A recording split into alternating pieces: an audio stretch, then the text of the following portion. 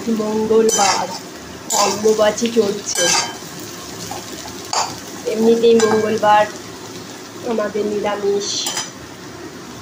এখানে আলু, কচি কচি পটল একদম, আর বাদাম দিয়ে ভাজা, একবারে ছাক্কা তেলে ভাজা। আর ফোড়নে দিয়েছিলাম আমি কালো জিরেটাকে একটু হাতের তলে নিয়ে আঙুল দিয়ে আমাকে ডোডলে, আর শুকনো লঙ্কা 4টে আছে। কিছু কিছু জিনিসে শুকনো লঙ্কা প্রয়োজন। আর এখানে বুকের ডাল আমি করে রেখেছি। এইটা হয়ে গেলে সাদা জিরে, শুকনো লঙ্কা আর হিং গুঁড়ো দিয়ে এটাকে ছুঁকে নেব, তাহলে। আর ওখানে আছে ভাত। আর যে কারণে বেগুনটায় আমি আজকে নুন, হলুদ, চিনি দিয়ে তো মাখি, সবাই ভাজে, আমি একটু জিরে গুঁড়ো, ধনে গুঁড়ো দিয়ে মিশিয়েছি, ভালো করে মাখিয়েছিলাম, তারপরে ভেজেছি।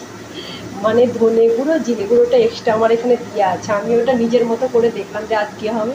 আমার দুটো তুলে রেখেছি, আমার বরের দুটো আলাদা আলাদা জায়গায়।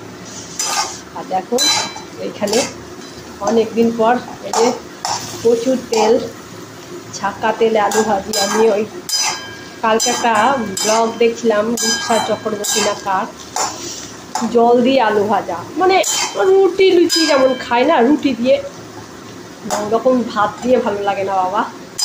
ভাত দিয়ে যদি একটু ছাকা কিছু না হয় তা কেন ভালো লাগবে খেতে। তাই বাদাম দিয়ে আলু